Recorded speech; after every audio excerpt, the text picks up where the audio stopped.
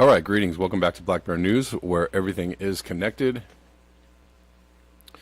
Good to see you all. We're currently live on Callin, Rockfin, and on YouTube. Okay, so just a bit of an announcement, and I probably will repeat this for the next several days just because it takes people a couple days or a little while to kind of incorporate a new thing. But so currently I'm demonetized on YouTube, not monetized. I don't know if I'm demonetized, but I'm not monetized. And one of the main ways that I get people can contribute to the show is that they can give Rockfin tips. However, I'm going to strongly encourage, if you all could, to tip me through Cash App. It's very simple. It's very easy. It's not that hard to do.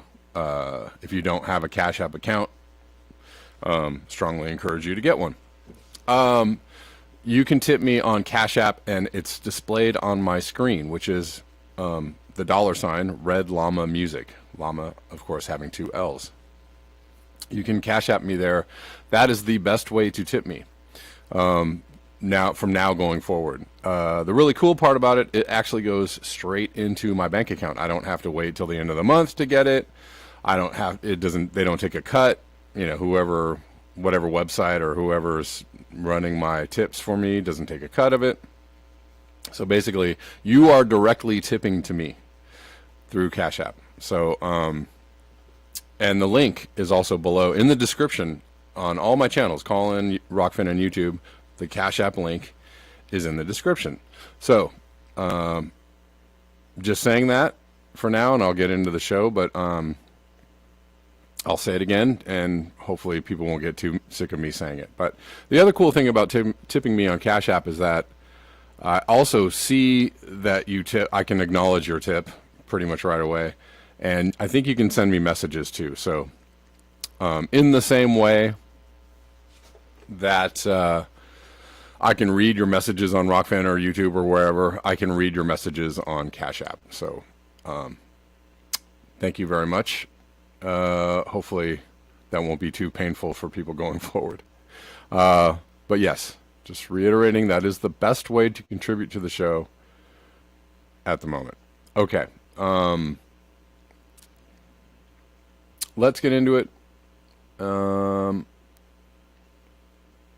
Starting off, we'll start off with a little microplastic, fun with microplastics.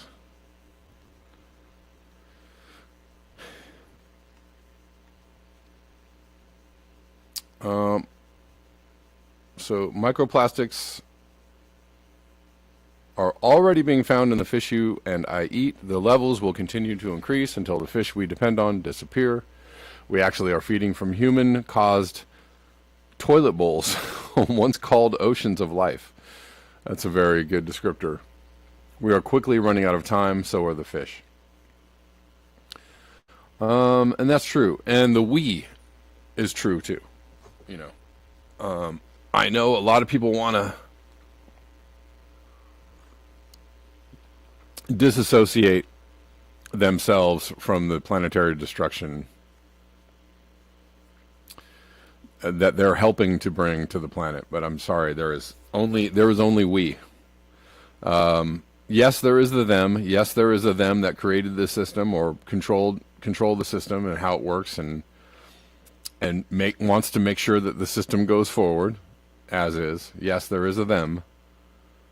But if you get rid of them and you think we're not going to magically have to, stop everything that we're doing, I don't know where people have the disconnect there. But anyways, retweeting Go Green, at least 2,400 of chemicals commonly used in manufacturing of plastic considered substances of potential concern by EU chemical governing body because their toxicity, persistence in environment, or capacity for accumulating in humans and animal bodies.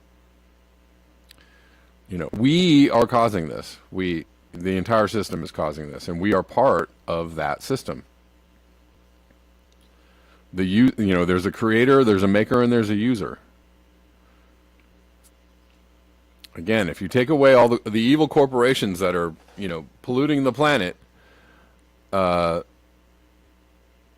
yes, there's evil corporations polluting the planet, absolutely.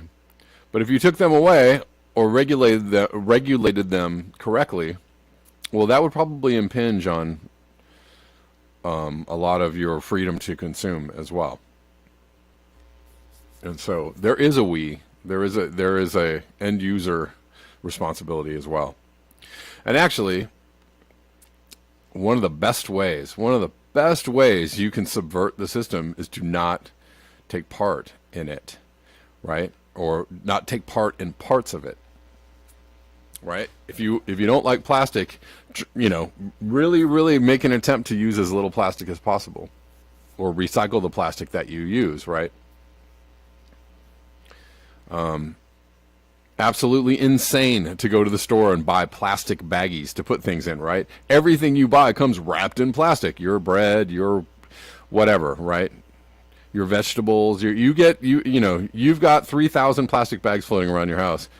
But people go to the store and buy plastic bags to put things in. No, you have all the plastic bags. Anyways. Or, take down your footprint and other things that you may consume. You really have to actually be aware of the things that you're doing and buying and using and eating. When you grow your own food, you take yourself out of a lot of the system, right?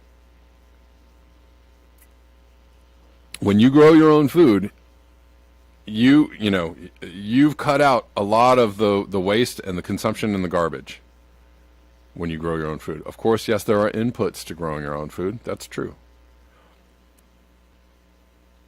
But you've cut out the going to the store, the putting the things in plastic, the throwing away of the stuff, right? All that stuff.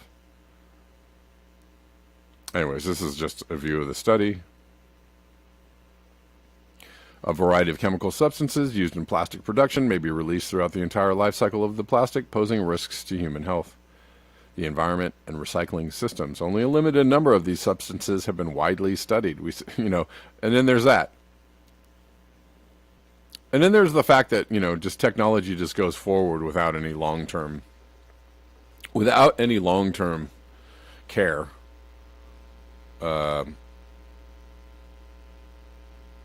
Right? The system goes forward without any long-term care, or the development of technologies, new technologies. They just bring them out. And people are like, oh, this is great. What's going to be the future impact on the planet? We don't know, and we don't care. Over 2,400 substances are identified as substances of potential concern as they meet one or more of the persistence, bioaccumulation, and toxicity criteria in the European Union. Many of these substances are hardly studied. According to SciFinder, 266 substances are not adequately regulated in many parts of the world, or are even approved for use in food contact plastics in some jurisdictions. Substantial information gaps exist in the public domain, particularly on substance properties and use patterns. All right.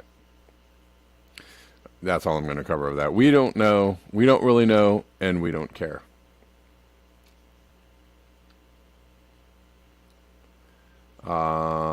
Moving on to this from Climate Ben.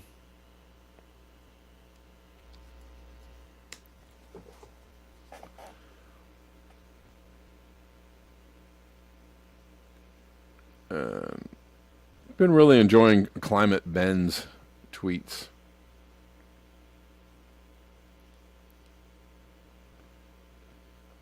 The planet we think we're living on no longer exists. We must immediately shift away from the extinction economy.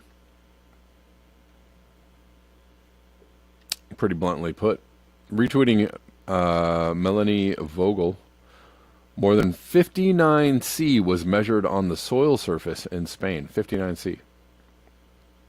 and 48C in the south of France. This is not just summer. It is just hell and will pretty soon become just the end of human life if we continue with our climate inaction. Hashtag heatwave. Good tweet. So that's what it feels like on the ground in Spain. 59C. On the ground, right? You have your ambient air temperatures, you have your 6 feet above ground readings and in the shade and blah, blah, blah, blah. But if you know, if you're out in the direct sunlight, standing on the ground, that ground feels really hot. How hot is it on the ground? 59 degrees. That's insane. Emissions should have peaked and started plummeting by now. Ben C goes on to say, only economic system change actions will do. We can anticipate 1.8C to 2.4C by the 2040s. Yeah, well, I'd say we're actually we're doing pretty good if we only get to 2C in the 2040s, because we're already at 1.5C or about to hit it. That's on the official, I'm not talking about Arctic News blog or other people who think that we've already passed 2C. I'm talking about the official admission of where we're at is that 1.5 is pretty much here or in the next 2 years, few years. So where does that, how long does it take us to hit 2C? I mean, your guess is as good as mine. We face an aerosol termination shock. There is also that. Deforestation, logging, pesticides, emissions, all must be dealt with immediately, according to scientists. Well, how do you deal with it immediately? I don't know. I mean, this is, and again, puts us in the, well, I'm going to read a couple more things. Only economic system change actions could possibly protect species and everyone at this point. Worth knowing, deforestation must end by 2025, 2030. Pesticide use must be reduced by 50% by 2030. And again, gets us kind of around to the subject of like Agenda 2030 and the WEF and all. And we'll talk a little bit more about that later, but not on YouTube.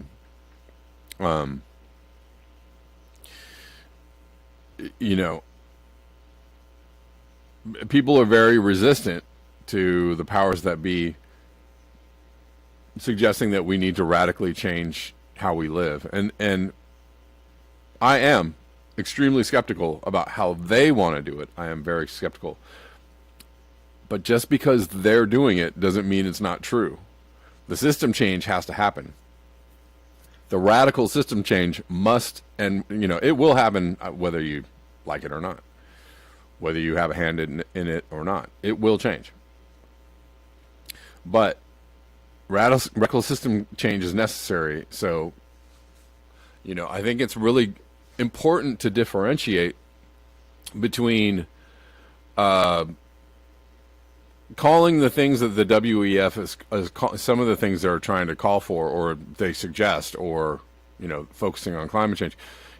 Differentiate between the people that want to do these things and the things themselves. The things themselves are totally necessary, and some of those things must absolutely happen if we're going to save ourselves, and that's,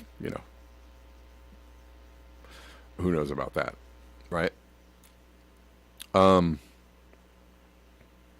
So, I don't know. I pretty much have this conversation every day with you all on this channel. Differentiating between the message and the messenger, right? Just because you don't like the messenger doesn't mean that the message itself is false or fake or made up. In fact, I would go on to say that's a highly illogical standpoint to take, right? Anyways, we'll move on.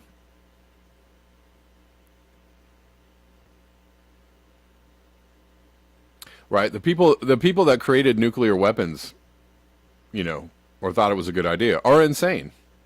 But that doesn't mean nuclear weapons don't work or they're fake or they're not real. They're absolutely real, right? They exist. The science is there. The technology exists. The things, they proposed, madness, of course. So, just because you don't like the people that are talking about climate change doesn't mean climate change is fake. So let's be logical. Let's get our logic brains together, okay?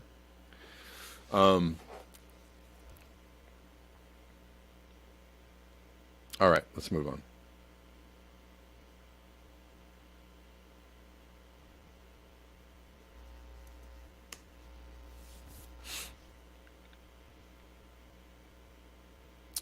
This is an interesting post from Dr. Simon Lee. In 2020, the Met Office in the UK produced a hypothetical weather forecast for July 23rd, 2050, based on UK climate projections. I find this a little silly that they did this in 2020. I would believe this more if it was 2015 or 2010. Long time ago.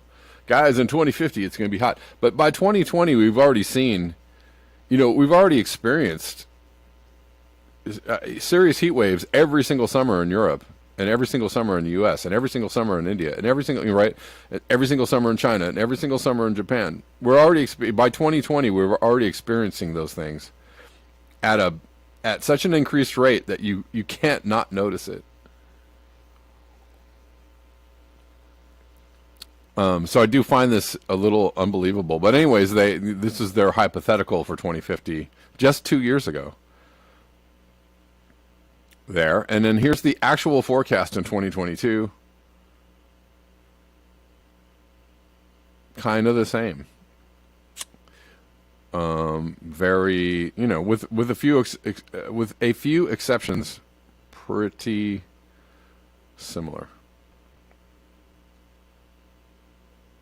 And then Dr. Simon Lee says, to clarify, I don't think you can interpret this as climate change occurring faster than anticipated. Really? Climate models have shown that 40C is possible in the UK in the current climate, just very rare. My point is that what is coming on Tuesday gives an insight into the future. I don't know. Nice backtrack there, Dr. Simon Lee. Yeah, why don't you can leave that. You could have left that out.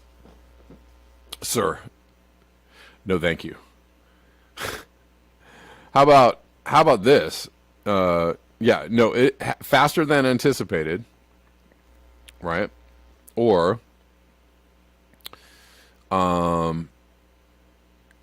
here's a hypothetical for 2050. This is the temperatures in spring, or these are the temperatures in, the dead of winter, right? Possible in the dead of winter. Let's just change the hypothetical around to not be this is what it could be in the summer. Yeah, I don't appreciate that equivocating from Dr. Lee about, well, I'm not saying this happening faster than usual. This tweet says faster than anticipated, like pretty straight up. I don't know how you downplay that. Don't worry. Oh, don't worry. Okay. Alrighty.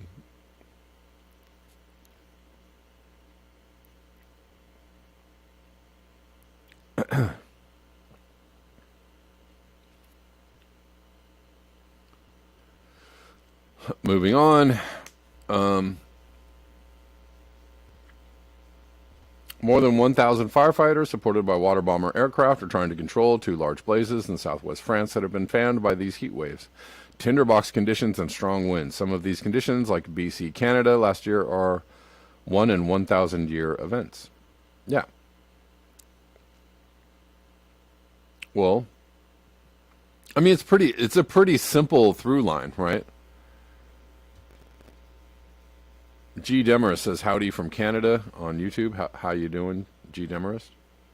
It's a pretty simple, right? And what do we see over the, again, something that we witness over the last few years, over and over and over. Really high temperatures. Oh my God, it's super hot. Everything's really dry. We're in a drought. Everybody's been in a drought for a couple of years, and then the fires come on. Come on. It's kind of kind of hard to unlink all those things, right? Happens.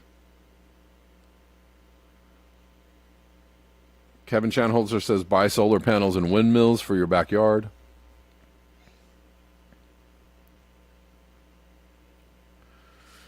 Kevin Chanholzer also says build back better will fix climate change. Probably not. Probably not.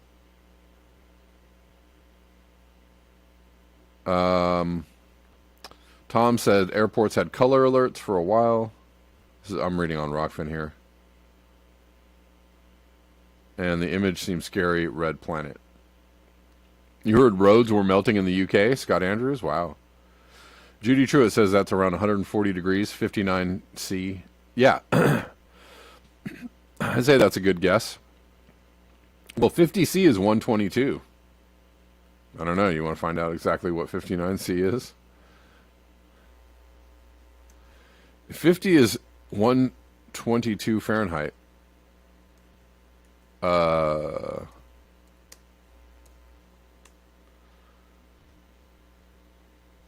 Let's see. Okay, blah, blah, blah. You are about right. Yes, 138. 138. Super hot. Or, to go back to that UK image of hypothetical temperatures, when you start bringing in the hypothetical models, like they're saying like, oh, it could get to 40 C. That's pretty warm. When you start bringing in the hypotheticals of 50, 55 C, 60, right, to certain places, because that's going to happen. We're going to break through those. We're breaking through those records now, the former records. Oh my God, UK could experience 40 Celsius. Whoa is right. That's pretty hot. But what about 10 years from now or 20 years from now? That's getting close to 2050. UK could break 55 Celsius. I mean, is anybody going to be around for that one? Probably not. Probably not.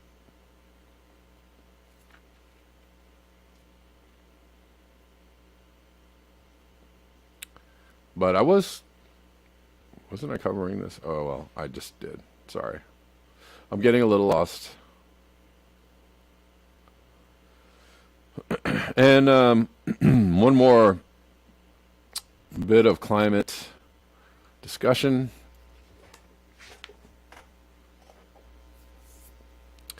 Indian Ocean Dipole Index predicts rainy months in winter and spring. This is from Gabe. Prediction that Australians will suffer through heavier than normal rain in the months ahead. Didn't they already have major floods already? But prediction for more flooding. If the latest modeling is correct, the expectation that rain will continue falling through to summer will be dispiriting to many, but potentially devastating to those whose lives have been turned upside down by catastrophic flooding events already this year. The last time the Indian Ocean Dipole Index recorded measurements similar to the readings being taken now, Australia was hit with record levels of spring rainfall. And there you go. Oh, sorry you guys didn't get to see that, but I'm already done reading it. Loopy A on YouTube says, what number domino are we on? We're on I think we're on number 2. Right? It's like, obviously you just need to push the first one to get it all going, but number 2 is where it's like, we're in there. So, whatever. 1 or 2, we're either one. We could probably go down the road on that discussion anyways. All right, YouTube, I'm going to sign off because I'm going to talk about other things. You can continue listening to the show or watching the show. Listen on Callin or watch on Rockfin. Again, As you see on the bottom of the screen, it says my Cash App address. This is the best way to contribute to the show going forward. It goes straight to me. There's no middleman other than Cash App. And so I would appreciate everyone if everyone can contribute that way, the Cash App way, going forward. Thank you to all the people that contribute, consistently to the program. It helps keep everything going. It really does. All right, YouTube. Sayonara, buenas noches, all that, or buenas tardes, whatever. It might be night or morning or afternoon, wherever you are. I'll see you all tomorrow at the regular time of 10 a.m., and I will continue the show elsewhere.